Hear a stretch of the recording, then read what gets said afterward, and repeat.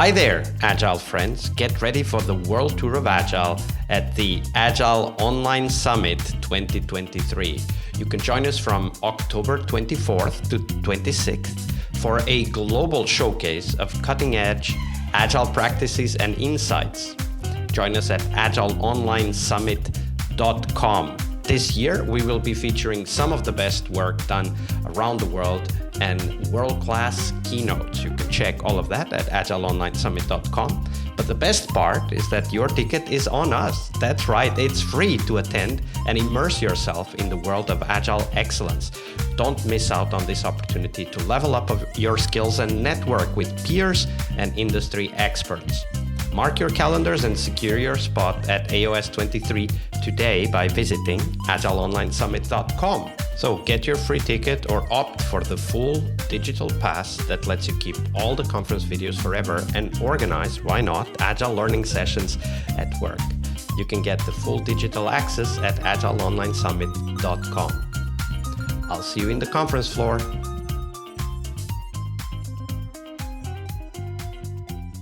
Hello, everybody. Welcome to our Team Tuesday, this episode this week, today with Zach Stone. Hey, Zach, welcome back.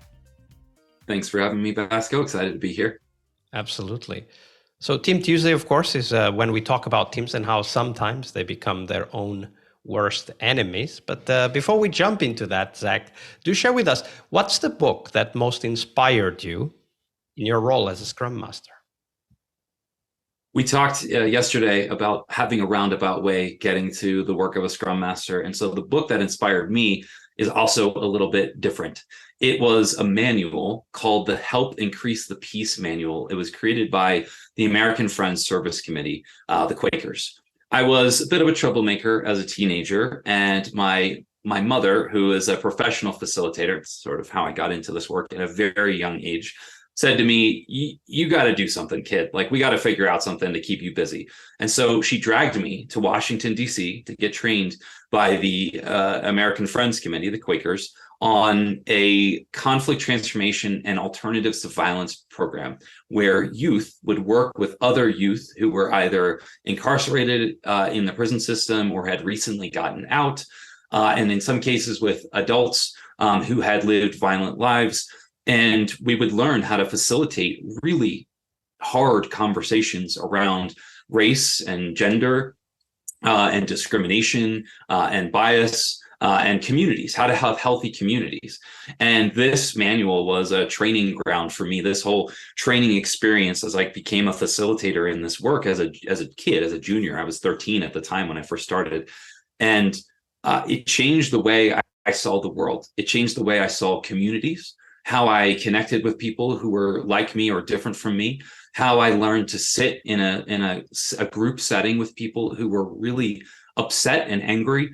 And so this manual, this program, was a cornerstone of my work for a number of years. And although I moved on to other books, this book still stays with me. And every once in a while, I'll crack it open. It's this big purple book that I've had for, a very, let's just say, longer than I would have liked to admit that I've had it for.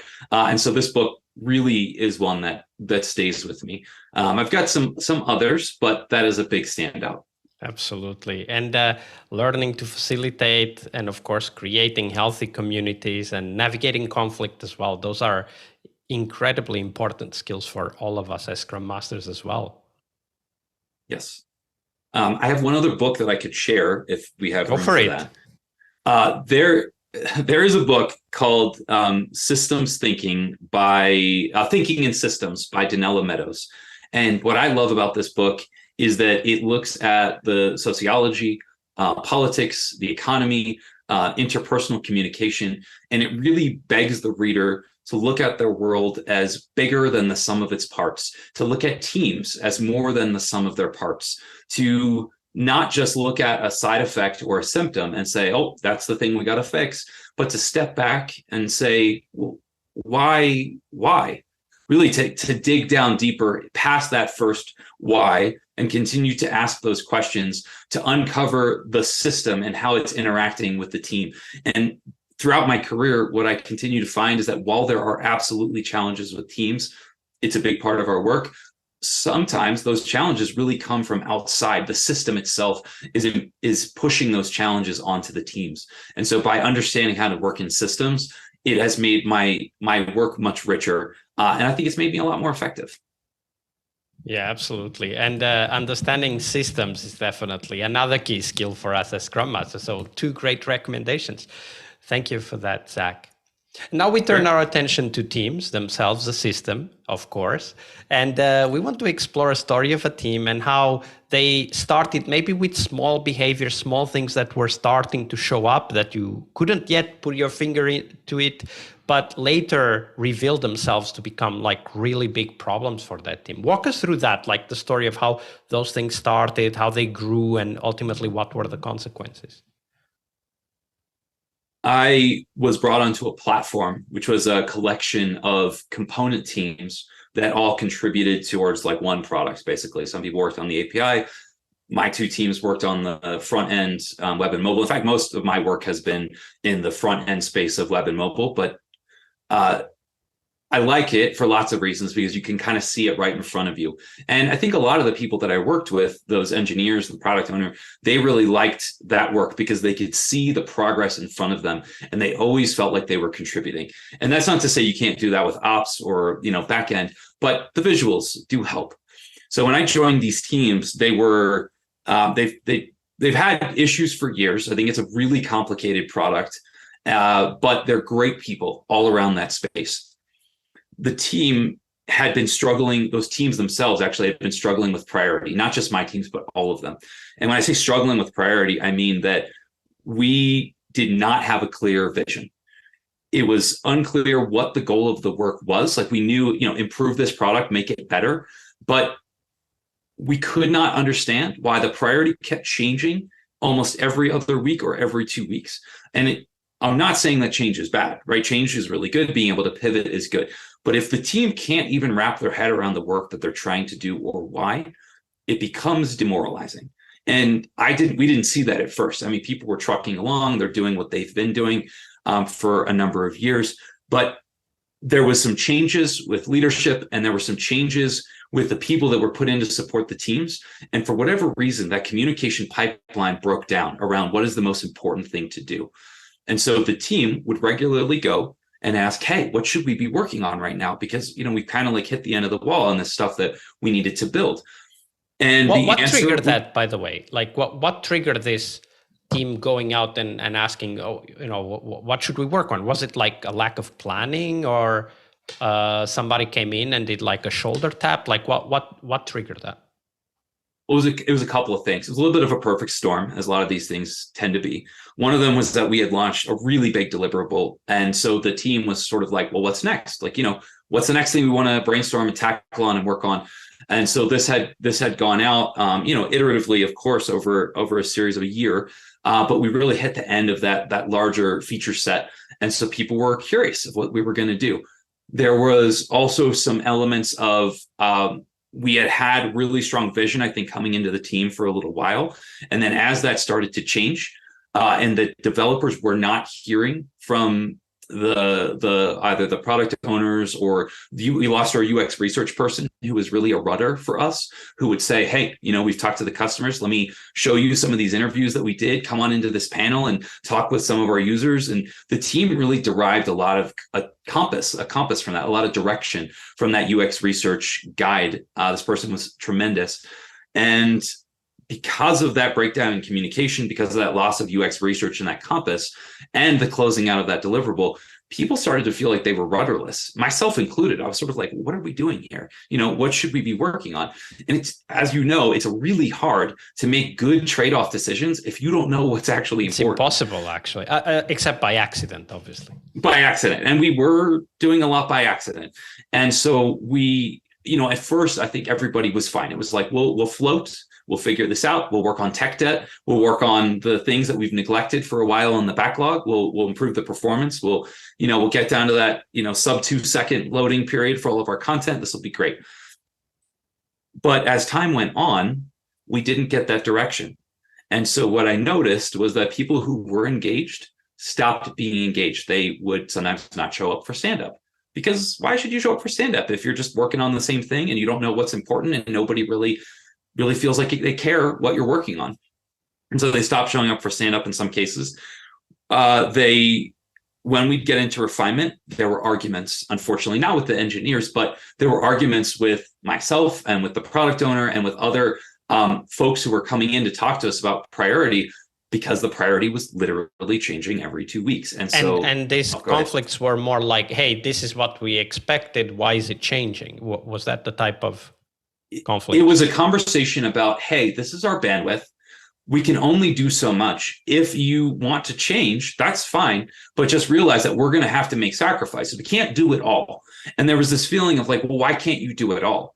And I think anyone who's worked with a team knows that that's just not possible. Like, that's a huge part of Agile, is choosing what you can and can't do and what's important. And without that, we were in this place of like having no real way to argue what was important and what wasn't. And I say argue, but I just mean pushing back and saying, you know, I hear that you're asking for this. I think that sounds good, but we need to, here's what it's going to take to finish this work. Is this work still important? Do you want us to put a hold on it? Are we done? Is this just not, you know, something that we're going to pursue anymore with our customers? That's fine. And in the absence of a call being made, everything just kind of turned into a morass. It just became sort of a soup. And how did that evolve? Like, did it continue that way? Was there something that happened that changed the dynamic? A number of things changed eventually. So there were a couple of critical incidents, one of which is that we got a new product owner to come in who was given a very clear remit. Because at that point, the product owners were trying to negotiate across these component teams. It was not clear who was supposed to support what. And so when that clear space came down of like, hey, this is your accountability, this is your responsibility, this is the focus and the strategy, people started to shape up a little bit. Another thing happened that was a surprising moment, that we had brought on a team of contractors from Ukraine, and the war broke out not long after, about a month after they onboarded.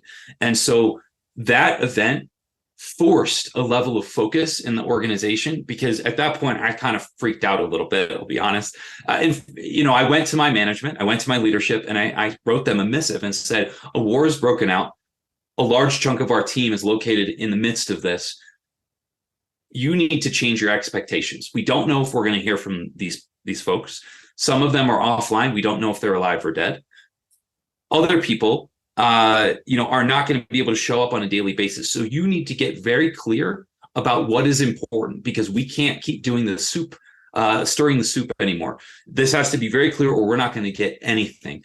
And I think because of that critical incident and the changes that the management and leadership made to really try to support the teams, the focus became a laser, and we were really able to shift up. And so again, to answer your question, it was this big critical incident that nobody really foresaw. It forced action, it galvanized everybody. And the executive leadership are really great people that I get to work with. We have conflicts, but they're great people, and they really cared about the team and what they were experiencing in Ukraine. And so they really pulled together to say, all right, we're going to focus on this one thing. It's going to be the most important thing. Do not worry about anything else. And we had a strong product owner who helped us bring that over the line. And this is just another very,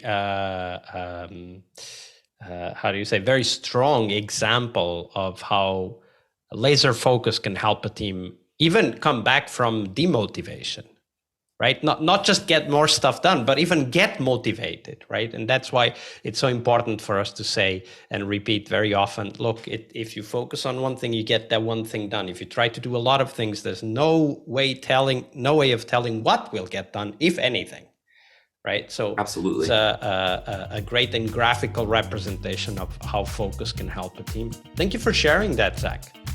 Yeah, of course. Tuesday is Team Day here on the Scrum Master Toolbox podcast, but tomorrow we talk about something that goes beyond the work we do with the teams. We will talk about how to lead change and what our guests have learned from leading and participating in change programs during their career. See you tomorrow. We really hope you liked our show.